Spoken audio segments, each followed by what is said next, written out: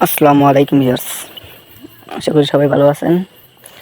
তো আজকে বলছিলাম আপনাদেরকে পাহাড়ের ভালো ভালো ভিডিও দেখাবো, ঝর্ণা যাবো, অনেক সুন্দর সুন্দর ভিডিও দেখাবো।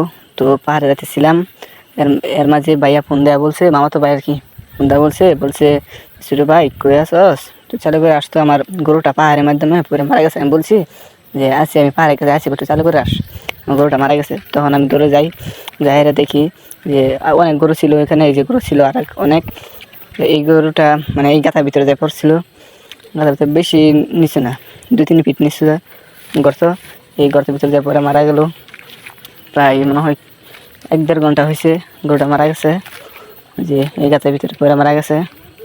পরে আর কি করা, কপাল খারাপ থাকলে তো কত ভাই হয়।